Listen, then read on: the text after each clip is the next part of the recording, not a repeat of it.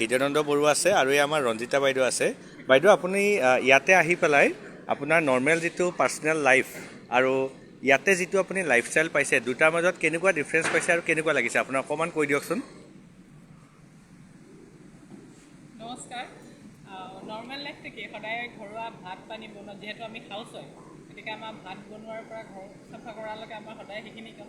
এই দুদিন এটা নতুন এটা লাইফ পোৱা যেন লাগিছে, যিটোত আমাৰ ৰুমৰ পৰা আদি কৰি ঘৰলৈকে এটা বেলেগ ধৰণৰ এটা ভাল লাগিছে। এই লাইফটো বেলেগ আৰু ঘৰুৱা লাইফটো বেলেগ, দুটাৰ মাজত ডিফাৰেঞ্চ আছে। মডিকেয়াৰ পৰা মই পাই কৰি এইখিনি পাইছোঁ, ভাল লাগিছে। Thank you. আৰু বাকীসকল হাউচৱাইফক আপুনি কি মেছেজ দিব বিচাৰিব? নাই, হাউচ ৱাইফ হৈ পেলাই সদায় আৰু ঘৰৰ কাম কৰাতকৈ ঘৰৰ কামটো কৰিবই লাগিব, মৰালৈকে কৰিব লাগিব। হ'লেও দুই এটা দিন যদি আমি এনেকুৱাকৈ পাওঁ, হয়তো সেই টেনশ্যনখিনিৰ পৰা অলপ আঁতৰি পেলাই অলপ মাইণ্ডটো ফ্ৰেছ কৰিবৰ কাৰণে ভাল লাগিছে। হয়, ঠিক আছে। চ' ইয়াত বাইদেউ চাওক, আমাৰ মডিকেয়াৰৰ ইউনিফৰ্ম কালি এটা বেলেগ ইউনিফৰ্মত আছিলে, আজি এটা বেলেগ আছে। আজি ৰাতি আৰু এটা বেলেগ ৰূপত দেখিব বাইদেউক। চ' আমাৰ ইয়াতে আমাৰ লগত মিষ্টাৰ হৃদয়ানন্দ বৰুৱা আছে। তেখেত এজন টেট টিচাৰ আছিলে, টেটৰ শিক্ষক আছিলে, প্ৰাইভেট জবো কৰিছিলে, এতিয়া মডিকেয়াৰ কৰি আছে লাষ্ট 4 বছৰৰ পৰা। চ' আপোনাৰ এক্সপিৰিয়েঞ্চটো কেনেকুৱা আৰু আপুনি বেলেগসকলক কেনেকুৱা মানে ইয়াৰ পৰা এটা মেছেজ দিব বিচাৰিব যিসকল মডিকেয়াৰৰ লগত জড়িত নাই? হয়, first of all good morning morning. মই ক'ব বিচাৰোঁ যে ফাৰ্ষ্ট যিহেতু তেখেতে কৈছিলে মই এজন বেলেগ প্ৰাইভেট জব হোল্ডাৰো আছিলোঁ, গভৰ্ণমেণ্ট জব হোল্ডাৰো আছিলোঁ, কিন্তু ইয়াত অহাৰ পিছত যিমানবিলাক মোৰ এক্সপিৰিয়েঞ্চ হ'ল আগৰ যিবিলাক চাকৰিত বা যিটো লাইফষ্টাইলত আছিলোঁ, ইয়াত কিন্তু টোটেলি বেলেগ। কাৰণ ইয়াতে আমি যিটো ৱৰ্ক এনভাইৰনমেণ্ট এটা পাওঁ, সেইটো কিন্তু বাকী সেই জববিলাকত প্ৰাইভেট বা গভৰ্ণমেণ্ট আমি সেই এনভাইৰনমেণ্টটো নাপাওঁ। ফাৰ্ষ্ট অফ অল 2 নম্বৰ, আমাৰ সেই জববিলাকত কি হয়, আমাৰ থিংকিংটো লিমিটেড হৈ যায়, সেইটো মই মানোঁ। কাৰণ যিহেতু মই সেইটোতো আছিলোঁ, গতিকে মই এতিয়া দেখা পাইছোঁ যে ইয়াত আপোনাৰ যিখিনি চিন্তাধাৰা কিন্তু বহুত ডাঙৰ কৰিব পাৰে। কাৰণ আমি এই মানে মডিকেয়াৰত জড়িত হৈ বিভিন্ন ঠাইত যাওঁ, বিভিন্ন মানুহক লগ পাওঁ, বিভিন্ন মানুহৰ লগত আমি কনচাল্টিং কৰোঁ, তেওঁলোকৰ মানে লাইফত যিবিলাক প্ৰব্লেম আছে বা লাইফষ্টাইলত যিবিলাক প্ৰব্লেম আছে সেইবিলাক আমি ডিছকাশ্যন কৰোঁ।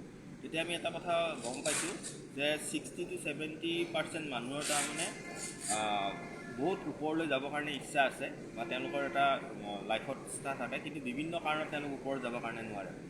কিন্তু মডিকেয়াৰ এটা এনেকুৱা প্লেটফৰ্ম পালোঁ, আৰু আমি ইয়াতে আজি আমি ইয়াতে ধৰি লওক এটা মানে ৰিকগনিশ্যন প্ৰগ্ৰেমত আহিছোঁ। আমি দেখিছোঁ যে ইয়াতে বিভিন্ন ধৰণৰ মানুহ আহিছে।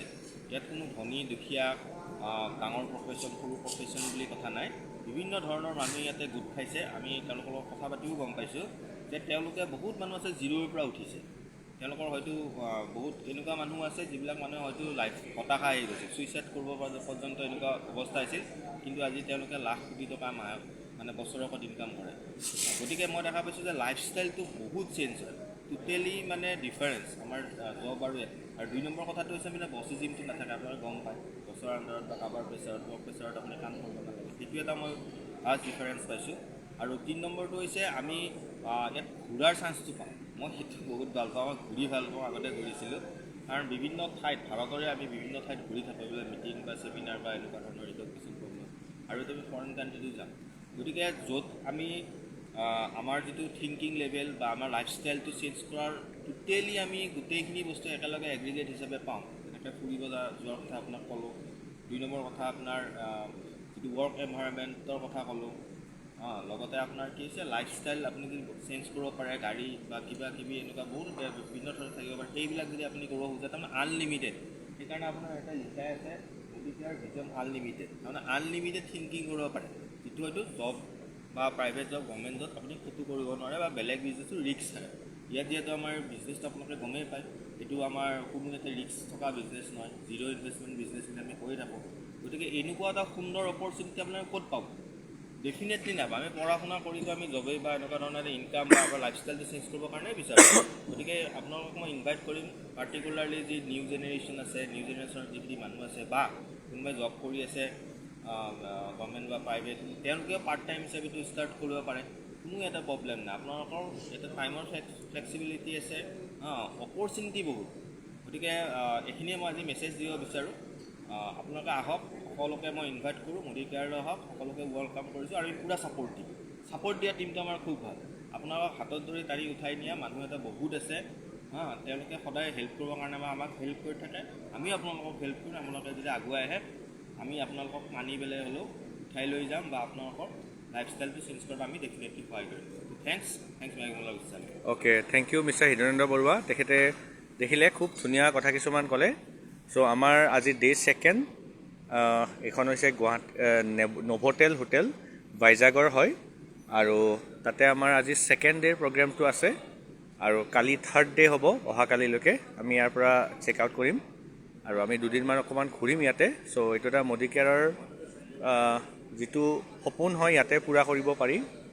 আৰু সমীৰ মোদীজী যি হৈছে তেখেতে আমাৰ মোদী কেয়াৰৰ অ'নাৰ হয়, কালি আমি লগ পাইছিলোঁ, তেখেতে আজিও আহিব।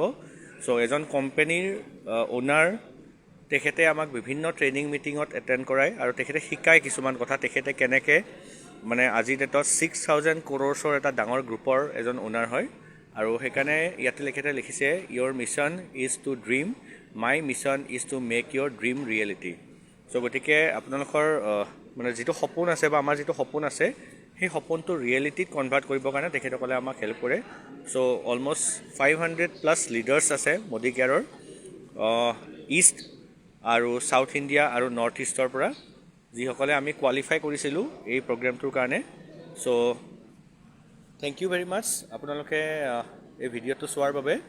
আৰু মোদী কেয়াৰত আপোনালোকে নিজৰ সপোন পূৰা কৰিব পাৰিব। আৰু মোদী কেয়াৰ এনেকুৱা নহয় যে ঘৰৰ লাগতিয়াল বস্তুখিনি ইয়াৰ পৰা কিনি থকা। মোদী কেয়াৰ এটা কেৰিয়াৰ হয়, মোদী কেয়াৰ এটা লাইফ চেঞ্জিং অপৰচুনিটি হয়।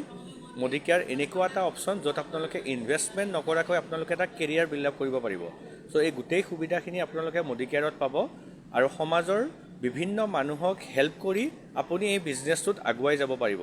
আমি ধৰক বিভিন্ন জব বিজনেছ কৰোঁ, তাতে কি হয় আমি নিজৰ ইনকামটোহে কৰিব পাৰোঁ, কিন্তু এই ব্যৱসায়টোত কি হয় আপুনি নিজৰ লগতে আনকে যিমান ভাল কৰিব, আনৰ যিমান আপুনি ভাল কৰিব, সিমানে আপুনি আগুৱাই যাব পাৰিব। চ' থেংক ইউ ভেৰি মাছ। বাকী আমি আপোনালোকক ইয়াৰ বিষয়ে ডিটেইলছবিলাক জনাই থাকিম, আৰু যদি আপুনি মোদী কেয়াৰৰ বিষয়ে জানিব বিচাৰে টীম ৰয়েল ক্ৰাউন আছামক কণ্টেক্ট কৰিব পাৰে। Thank you very much.